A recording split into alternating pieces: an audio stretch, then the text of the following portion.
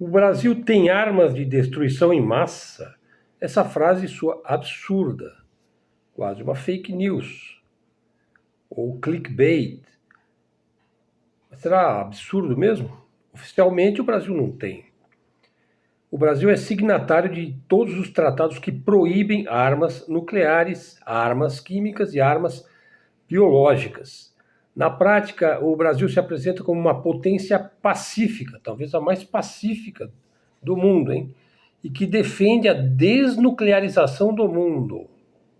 Uma ideia bastante interessante. E quer fazer da América do Sul uma zona livre de armas atômicas. Mas vamos olhar por outro ângulo. O Brasil domina o ciclo completo do urânio. Tem tecnologia de enriquecimento própria, coisa que nem todos os países conseguem. Está construindo um submarino nuclear há muito tempo, aliás, né? Bom, isso não é pouca coisa, hein? Significa que, se quisesse realmente, se houvesse vontade política, financeira, cultural, né, o país poderia cruzar a fronteira tecnológica, a exemplo dos países que fazem parte do clube nuclear, e se transformar, talvez em pouco tempo, em potência nuclear. Então, essa é a contradição. O Brasil abre mão da bomba em nome de uma posição moral, ética, no cenário internacional, em nome da paz. Veja, mas nós vivemos num mundo em que a Índia, o Paquistão, a Coreia do Norte, Israel, Estados Unidos, né, Rússia e até mesmo potências declinando aí, o Reino Unido, a França, talvez esteja numa situação um pouco menos ruim do que o Reino Unido, mantém poderosos arsenais atômicos, né? Então essa renúncia é estratégica ou é ingênua? Porque, no fundo, quem tem armas de destruição em massa tem poder de dissuasão, de veto, tem assento à mesa das grandes decisões. E somente quem as tem, né? Quem não tem assiste de fora, né? O Brasil prefere ser a consciência limpa do sistema e aí vai pagar o preço de ser uma potência periférica, né? E que depende da proteção de normas internacionais que, quando interessa às grandes potências, simplesmente não valem absolutamente nada. Então o Brasil não tem armas de destruição em massa por escolha própria e ética, ou porque no fundo o sistema internacional não vai deixar, né? Bom, muito bem, então veja. O conceito aqui, vamos entender só um pouquinho. O conceito de armas de destruição em massa, repetindo, são armas nucleares, químicas e biológicas. Podem causar a morte em larga escala e também uma pavorosa devastação ambiental. Veja, com relação à arma nuclear, o Brasil domina o ciclo do urânio, enriquecido em Resende, no Rio de Janeiro, tem submarino nuclear em desenvolvimento e não possui armas nucleares. É signatário do TNP, do Tratado de Não Proliferação Nuclear, e do Tratado de Tlatelolco, que proíbe armas nucleares na América Latina. Armas químicas, veja, assinou a Convenção de Armas Químicas em 1993. Não há evidências de um programa ofensivo nesse sentido. Armas biológicas, é signatário da Convenção de Armas Biológicas, que é de 1972. A pesquisa biomédica e agropecuária existe, mas não é voltada à militarização, é voltada para procedimentos civis, né? Então, apesar de não ter essas armas, o Brasil tem capacidade tecnológica estratégica para tê-los. Veja, ele pode enriquecer urânio em nível militar, se ele romper os acordos. Tem base industrial e científica para desenvolver essas armas aí em médio prazo, em busca aí de uma dissuasão convencional. Ele precisa de ter um exército grande focado em defesa, precisa ter submarinos, precisa ter aviação, enfim, ele precisa ter uma série de outras coisas se ele pretende ter armas nucleares e a possibilidade de usá-las, né? Então o Brasil prefere uma posição de poder moral, liderar pelo exemplo de não proliferação, reforçar a América do Sul como zona livre de armas de destruição em massa e cobrar das grandes potências coerência. Bom, mas existe um debate aí latente. Num mundo multipolar, até que ponto uma renúncia absoluta a armas de destruição em massa torna o país vulnerável diante de potências que não abrem mão em hipótese alguma dessas armas? Então aí é mais uma indagação, uma questão para se resolver, né? Tem muita gente que não sabe que há uma guerra muito séria em curso na Ucrânia. Tem gente que não sabe disso. De uma intensidade incrível. Mais ainda, há um genocídio medonho ocorrendo em Gaza, em nome da civilização ocidental. Veja bem. A guerra na Ucrânia pode se tornar uma guerra mundial. Por exemplo, quando aqueles chihuahuas europeus começarem a enviar suas tropas dementes para morrer de forma inglória e apátrida em locais distantes, né? Eu não caio muito nessa de que a Ucrânia é Europa. Ela, no máximo, ela é Eurásia. Ela está, ou então, ela está um pouco além da Europa Oriental.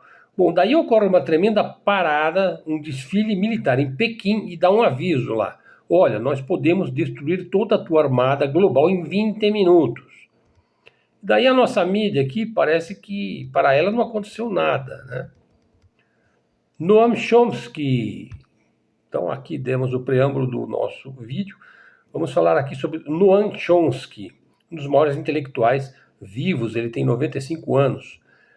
Ele perdeu a capacidade de falar e escrever. Deixa aí, sempre do Arthur Rubinstein, que tocou piano até os 92 anos de idade, né?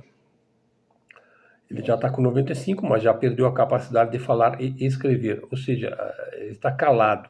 Mas ele deixa um legado aí de reflexões fundamentais sobre a sociedade, a história e a liberdade humana. Veja aqui, pessoal, não existem países pobres, existem sistemas que falharam na gestão de seus próprios recursos, sobretudo quando os imperialistas vêm aqui, toma e não investe aqui, né? Mas leva toda a riqueza para lá. Outra, ninguém vai colocar a verdade na tua mente. É algo que você tem que descobrir por ti próprio. Não adianta você consultar só uma inteligência artificial. Você tem que consultar uma, consultar outra e construir tua própria formação, tua própria capacidade de reflexão, né? Outra, ó, se queres controlar um povo, cria um inimigo imaginário, que é o que o imperialismo faz com a Rússia, por exemplo, com a China, que te pareça mais perigoso do que você e depois se apresenta assim como um indivíduo que vai resolver o problema. É aquilo lá, né? Você cria o problema e você se cria um grande debate, aí você se apresenta como a solução, né? Na verdade é parte do problema essa solução, né? Se as coisas são tomadas dessa dicotomia maniqueísta, né? E outra, veja, há um objetivo por detrás da distorção da história para fazer parecer que só os grandes homens alcançam coisas significativas.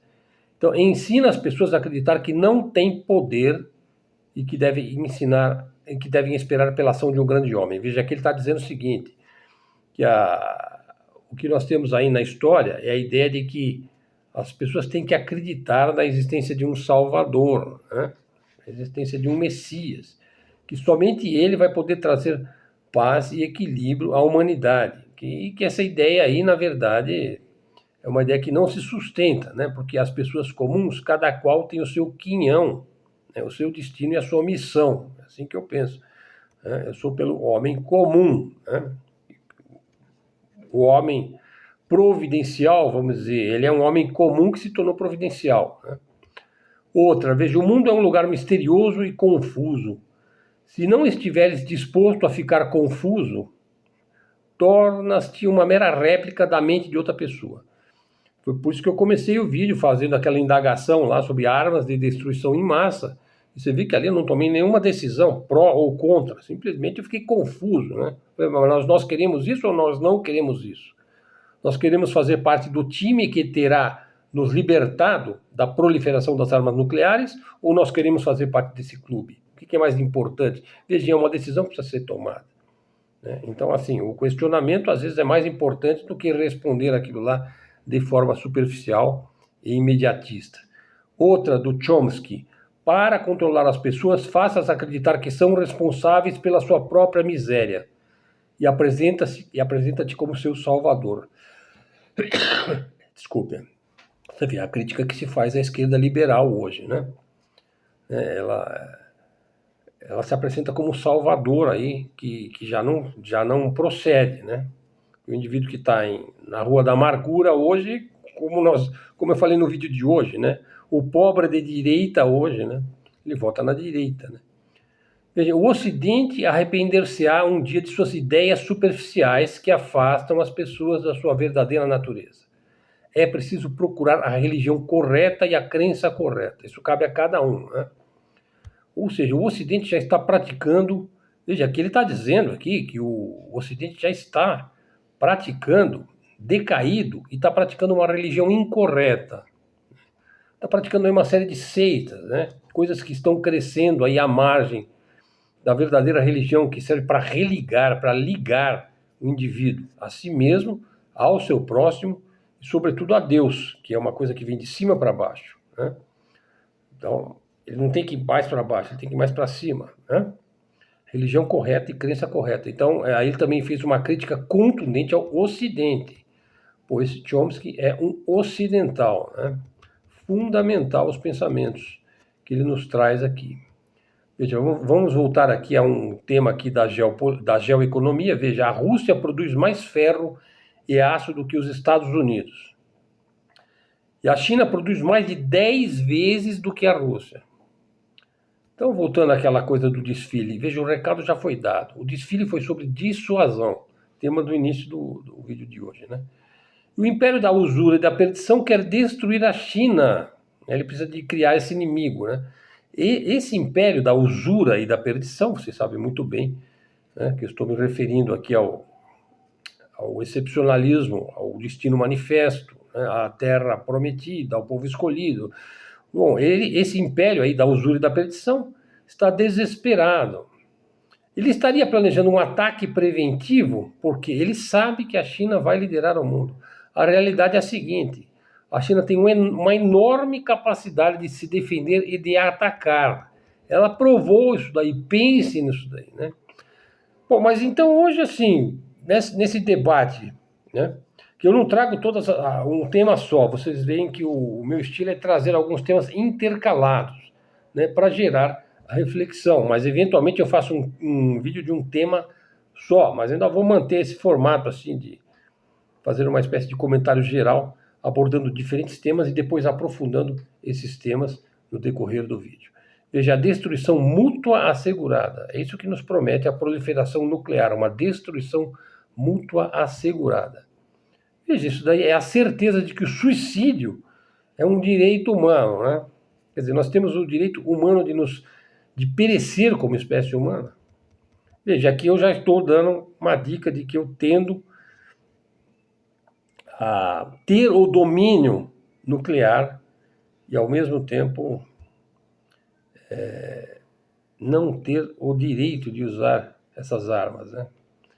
Então, enfim, é um tema jurídico aí, ético, filosófico bastante complexo, né? Porque você ter a capacidade de ter a arma nuclear, e, claro que se você precisar usá-la subitamente, você vai ter que tê-la pronta. Porque se você for construir, você tem a capacidade de construir para poder usar no caso de uma guerra nuclear, né?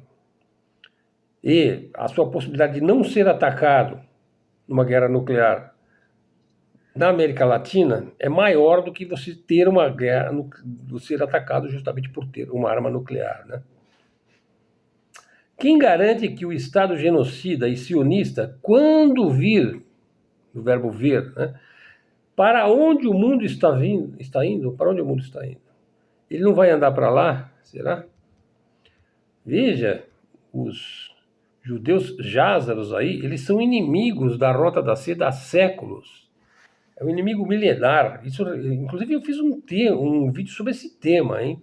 Qual era a relação dos judeus no século III, portanto, antes da era dos casares, da casária, dos jázaros, as relações dos judeus no século III, portanto, as relações do Império Romano com a China. E qual foi o papel dos judeus que já estavam na diáspora? O Templo de Jerusalém já havia sido destruído lá no ano 70 depois de Cristo. Cristo já tinha vindo, os judeus já estavam dispersos, o Império Romano estava se convertendo ao catolicismo, né? Veja, mas existe aí já um maniqueísmo milenar aí, né? Então, será que o Estado sionista, quando ele vir para onde o mundo está indo, ele não vai andar para lá também? ele se submete a algum poder superior? Eu acho que todos nós nos submetemos a um poder superior, né? Que poder superior é esse? É o único Deus, né? Porque, veja, eu li aquela frase ontem do Galeano, né? Quer dizer, o nosso Deus é judeu, né? O nosso gás vem da Argélia, né? A nossa língua, ela usa um vocabulário latino, os nossos números são... enfim, vocês assistiram o vídeo de ontem, mas na verdade o nosso Deus nunca foi judeu, né? O único Deus dos judeus é Jesus Cristo. O resto é conspiração, né? O resto é conspiração, porque o nosso Deus é um homem, ele é um exemplo, ele traz uma mensagem, né? Será que essa mensagem vai ser ouvida algum dia e vai ser praticada pelo menos pela grande maioria dos homens e mulheres de boa vontade, né? O Brasil, então, está diante de um dilema aí. Veja, o envio de tropas de países europeus para a Ucrânia é uma declaração de guerra da União Europeia à Rússia. Veja, é um tema que eu também estou estendendo aqui. O envio de tropas de países europeus para a Ucrânia é uma declaração de guerra da União Europeia à Rússia. Ou seja, é a guerra mundial. Se os países europeus enviarem os chihuahuas, enviarem tropas para a Ucrânia, é uma declaração de guerra da União Europeia à Rússia. Setores do complexo industrial militar financeiro estão encantados com essa ideia, né? O Trump, eles poderão usar a Europa como um proxy contra a Rússia. Ele tem que ter esse inimigo, né? Ele tem que criar esse grande inimigo. Bom, aí eu vou dizer, nunca é ruim demais que não possa piorar mais? Pergunta, né? Bom, e a política nacional? Bom, aqui vai ser o seguinte, considerando certas possibilidades em curso, até acho que não vai ser assim, né? Que nesse exato momento, eu acredito que o Lula não vai ser candidato em 2026. Ele tem alguns problemas, né? Por exemplo, ele não pode correr o risco de perder a eleição em 2026. Isso não é bom para o seu currículo, ele sabe disso perfeitamente, né? Mas, no entanto, você sabe, político como Lula é político sempre, e até debaixo d'água, né? É até o tutano dos ossos. Mas eu diria, ele ganha em 2026, segundo certas possibilidades em curso, sim, ele tem potencial para isso, né? Principalmente se ele continuar crescendo contra a intromissão aqui do imperialismo no Brasil, né? Vocês viram a bandeira gigante lá na Avenida Paulista, do país imperialista e belicoso, né? Que quer resolver os nossos problemas, né? Criando mais problemas para nós, evidentemente, né? Agora, quem pagou por aquela bandeira? Quem é que pagou? Alguém pagou, né? Bom, daí que acontece se o Lula ganha em 2026? Vamos pensar. Veja, os Estados Unidos não reconhecem. É assim, porque ele não vai reconhecer, porque ele vai dizer, não foi democrático porque um candidato estava preso, né? Bom, e daí vai crescer a sabotagem contra o Brasil, simplesmente. Bom, isso se o Trump ganhar lá as midterms, né? E também se ele não mudar de ideia, porque você sabe, o cara é uma metamorfose ambulante, né? Como diria o Raul, né? Ou então a guerra da Ucrânia vai acabar engolindo o governo do Trump, né? Palavras do comandante Robson, a guerra da Ucrânia vai engolir o governo do Trump. Então veja, o Lázaro aí, o judeu turco-mongol, o que é um Lázaro? É um judeu turco-mongol, porque ele não é judeu, ele é um turco-mongol convertido ao judaísmo, já fiz vários vídeos sobre esse tema. O J.D. Vance, né? Veja, já gera certos rumores aí, né? Certos rumores que têm aparecido aí na grande mídia, principalmente no X, no Facebook, nas mídias sociais, né? Estou preparado, ele falou. J.D. Vance, o vice-presidente do Trump, né? Se o dever me chamar, uma continuidade pode ser necessária. A saúde de Trump é o mais importante, por aí vai, né? Então as coisas não são simples, elas são sempre complicadas, né? Bom, e agora eu vou falar aqui do 7 de setembro, né? Dia de ontem, né? Dia de celebrar a independência do Brasil, né? Veja, são 203 anos de um golpe. A independência do Brasil foi um golpe, né? Para todos os efeitos, que derrubou o Reino Unido de Portugal, Brasil e Algarves. Sim, era um reino único. Algarves é o extremo sul de Portugal, um local idílico, né? Dizem que tem o melhor de Portugal fica em Algarves, né? Então nós vivíamos aí, né, como parte integrante do Reino Unido de Portugal, Brasil e Algarves, um reino católico, um reino cristão, né? E que se constituiu misticamente, né, a partir do milagre de Ourix, né? Essa história, quem conta muito bem essa história é o professor Loriel Rocha, né? Bom, e daí em 1822, o Reino Unido de Portugal, Brasil e Algarves, reino este submetido a uma única lei. Foram várias leis, né? Tinha as ordenações filipinas, as ordenações manuelinas, enfim. Mas era uma única lei para os 3 países. O Brasil nunca foi uma colônia de Portugal, embora ele tenha sido colonizado por Portugal, a lei que regia Portugal regia o Brasil, era a mesma lei. E daí o Reino Unido de Portugal, Brasil e Algarves perdeu o Brasil em 1822. E seguiu sendo apenas o Reino Unido de Portugal e Algarves, que depois ficou só Portugal, né? Quem que venceu aí? Quem que deu este golpe? A maçonaria britânica, o Império Britânico, que estava se consolidando, né? Principalmente através da extrema pirataria, época ainda de mercantilismo, de metalismo e de pirataria nos 7 mares ali, né? Na verdade, ele foi tomando, né, o ouro que vinha do próprio Brasil, né? Ele ia tomando, tanto tomando aqui através do quinto, que Portugal cobrava aqui nas Minas Gerais, tomando lá em Portugal e tomando principalmente nas travessias aí do Atlântico, né, para a Europa. E foi tomando também o poder dos holandeses, porque os holandeses foi o Império Holandês que antecedeu aí o Império Britânico, né? Porque ele tinha lá as Índias Ocidentais e o comércio das Índias Orientais, né? Daí você vê também a disputa que já havia, que é milenar, com relação à rota da seda chinesa, enfim, aí são histórias bastante complexas, né? E venceu a maçonaria britânica em 1822, já dominada por judeus jázaros, em sua guerra contra a Igreja Católica e os grandes reinos ibéricos. Existe mesmo um livro fantástico, né, que se chama O Brasil Nunca Foi Colônia, né? E 2 autores estudiosos portugueses. Falar agora um pouquinho da Venezuela. Veja, a Venezuela tem uma importância geopolítica avassaladora. Veja, ali na Venezuela pode-se dar mesmo o fim da doutrina Monroe, ou seja, para os Estados Unidos, cuja economia está profundamente ligada ao ouro negro, é o maior produtor, é o maior consumidor, acho que ele consome 20 milhões de barris por dia, né? Os Estados Unidos controla a Arábia Saudita, tem, enfim, todos os grandes locais produtores de petróleo têm empresas dos Estados Unidos também, né? Então é de uma importância crucial para a economia dos Estados Unidos, né? Uma redefinição do poder global está em curso na encruzilhada da mais gigantesca reserva de petróleo do mundo. Fica na Venezuela. 303 bilhões de barris estão lá no solo venezuelano, né? E está na América Latina, né? E quem é o maior cliente aí?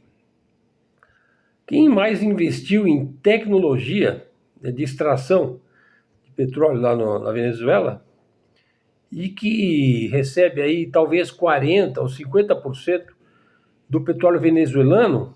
Não é os Estados Unidos, é a China, né? Alguma coisa em torno de 300 mil, 400 mil, talvez 500 mil barris por dia. Se você for no ChatGPT, ele vai dizer que a China ela compra ou recebe 1 milhão de barris por dia. Se você for no DeepSeek, ele vai dizer que não foi assim, que não é assim, né? Que na verdade a relação petrolífera entre a China e a Venezuela é um mecanismo de pagamento de dívida, uma vez que a China investiu pesadamente na tecnologia de extração ali. Mas tem muitas empresas ali, né? A Chevron, tem uma empresa francesa, a própria PDVSA, pela lei lá da Venezuela, ela tem direito a 60% de todo o petróleo que for extraído do seu solo ali, que na verdade ele pertenceria ao povo venezuelano, né? Então essa é uma crítica que se faz também ao Maduro, né? Por que que aquilo não reverte em benefício do povo venezuelano, já que ele detém 50% a 60%, né, das ações aí, dos direitos à riqueza, ao lucro produzido pelo seu petróleo. Bom, mas a verdade é que ele sofreu sanções pesadíssimas no momento em que abriu para joint ventures, né, e fez aí acordos, porque ele queria explorar aquilo de alguma forma, né? E aí ele fez esses acordos justamente com a China, com a Rússia, com a Rosneft, né? Enfim. Atualmente a Venezuela diversifica seus clientes, né? Especialmente durante aí o breve alívio das tensões, né? Pessoal, olha só. Essa aqui eu acho que eu já trouxe para o canal, né? Exatamente. No vídeo de ontem eu trouxe vários temas aqui.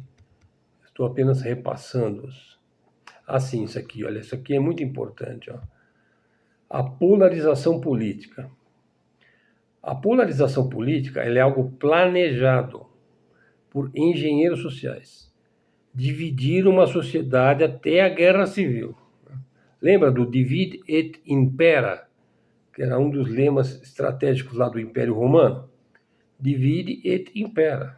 Joga um contra o outro, faça-os brigar e você vai lá e domina, né? De preferência, forneça armas para os dois lados. Vixe, isso é uma coisa que a CIA sabe fazer muito bem, né? Dividir uma sociedade para que ela entre em guerra civil. Como se deu na Iugoslávia, né? Enquanto estava o Tito, né, o Marechal Tito lá, aquilo lá ficou firme, unido. As pessoas se entendiam, ou pelo menos se toleravam. E, na melhor das hipóteses, se respeitavam, né? E depois aquilo lá se esfacelou totalmente, né? Graças à ação também, vocês sabem de quem? Da inteligência do Ocidente, né? Como se deu na Iugoslávia. Então, você tem Croácia, Sérvia, Bósnia, Montenegro, Herzegovina, né? Como se deu na Ucrânia. Na Ucrânia, a divisão política polarizada, planejada por engenheiros sociais, esse que é o ponto, e se dá na Geórgia hoje, veja. Então, não só é possível você polarizar politicamente um país, uma nação, um povo, como é provável que se faça isso se houver as condições certas para isso. Veja, essa engenharia social é algo sumamente elaborado e dá os resultados esperados. Eu entendi isso daí a partir da leitura do Instituto Tavistock, do Daniel Stulin, que eu recomendo a leitura desse livro, onde ele mostra lá o que é o Instituto Tavistock, né? Que veio na linha do Freud, né? E lá é onde se elabora as políticas de polarização política, né? Tá tudo lá nesse livro. O Brasil foi cobaia disso daí. Não se chegando, veja, eu não quero usar aqui o conspiratório, não chegou ainda, né? Não se chegou à guerra civil, né? Ora, agora vai ser bem mais difícil se produzir uma Ucrânia aqui no Brasil, ao mais alto grau de psicopatia, que é o que existe na Ucrânia, uma vez que as pessoas estão despertando aqui no Brasil, né? E não estão caindo na guerrinha do Tico contra o Teco, né? Da direita contra a esquerda e vice-versa. Veja, o modelo da engenharia social foi aplicado, na verdade, eles adquiriram muito conhecimento sobre digamos, esta ciência social, né, de você alterar, né, através da própria psicologia das massas, a Alemanha nazista. Lá, os conceitos como raça pura ou povo escolhido, o espaço vital, a terra prometida, se tornaram política de Estado. Bom, mas hoje os algoritmos fazem isso daí. A engenharia social é moldada com inteligência artificial. E psicologia de massa, né, da cultura de massa, psicologia de massa é quase uma ciência exata. É um fato que muitos tipos de pessoas defenderão suas convicções como quem defende a própria vida. E evitarão, como o diabo a cruz, as ideias com potencial para desmontar as suas certezas. Mas a realidade é que convicções ideológicas são frequentemente fabricadas artificialmente, sobretudo nas bolhas virtuais, a partir de tendências encontradas na formação boa ou má do próprio indivíduo.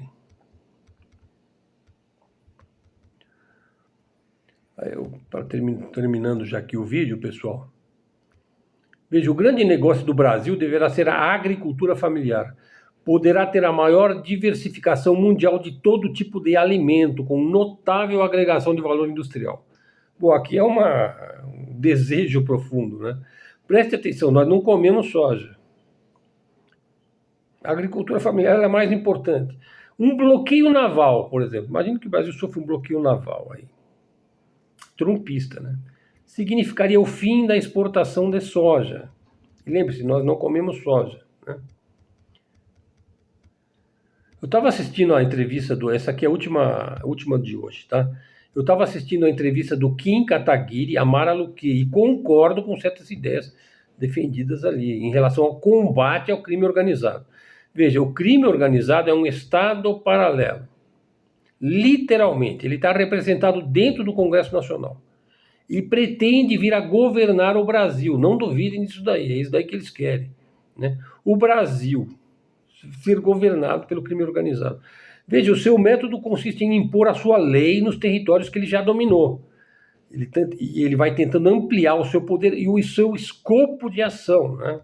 Vai tentando ampliar o domínio dos territórios que ele já conquistou. A ideia é a seguinte, veja, o crime organizado é um poder criminoso estrangeiro, motivado a tomar o Brasil. É um inimigo de guerra, é uma força estranha, uma força alienígena, está infiltrada nas instituições brasileiras. Ela é um vírus, ela é um mal, ela é uma doença, né? É um bacilo, uma bactéria perigosíssima, né? Então deve ser tratado como um inimigo de guerra, sujeito a guerra irrestrita, né? Guerra formal, guerra existencial, definitiva, exercida pela União do Estado brasileiro. O Bukele provou lá em El Salvador que se pode fazer. Então também podemos fazer, né? Por nós mesmos. O estado de guerra pressupõe que os inimigos devem ser tratados sem o direito que se dá a criminosos comuns. Ampla defesa, direito a contraditório, advogados, tem que provar e não sei o quê. Não, deve ser preso em termos policiais especiais, de exceção, ou abatido como se dá em guerra, em confrontos militares, propriamente definidos como guerra de fricção, que é o que existe lá na Ucrânia. Isso daí é muito mais complexo do que o que se pode imaginar. Isso daqui não é El Salvador. O Brasil é o maior país do hemisfério sul terrestre. Como é que se pode fazer uma coisa desse tipo, né, de forma justa, de forma limpa, de forma legal, conforme a doutrina militar nacional, né? E o que de melhor existe nas doutrinas internacionais? Como é que se pode fazer isso? Então é preciso um grande debate, que não mora nas indeterminações de sempre, né? Os gregos definiram há muitos séculos que o indivíduo com poderes executivos especiais imporia uma regra especial em tempos de guerra. Nós precisaríamos de um indivíduo assim, né? Veja, essa analogia pode ser usada na situação atual, pois já ultrapassou o momento da urgência para toda a sociedade. O modo subjuntivo aqui, o se, não sei o quê, quando, não sei o quê, talvez, isso é mau conselheiro, hein? Precisamos do modo imperativo. O modo subjuntivo aqui, né, é mau conselheiro. Ou seja, não se realiza isso daí sem um enorme poder formal e institucional e amplo apoio da população eleitoral. Só um presidente com especiais qualidades de estadista pode fazer isso daí. Pessoal, professor Helder Araújo aqui, canal da mídia alternativa, da mídia independente, canal de livre expressão e comunicação. Torne-se membro do canal, seguidor do canal, replique nas suas redes, verifique se você está seguindo o canal. Convido a todos aí a nos prestigiar, a fazer os seus comentários, a pautar a nossa maneira de impor aqui, de colocar aqui as nossas ideias. A gente não impõe nada aqui, né? A gente é imposto aqui, né? A gente paga imposto. É isso daí, pessoal. Então agradeço aí todo mundo. Foi seu interlocutor aqui, Helder Araújo, que se despede aí agradecido pela sua atenção. E desejo a todos aí uma excelente segunda-feira. Vamos em frente. Até a próxima e fiquem com Deus.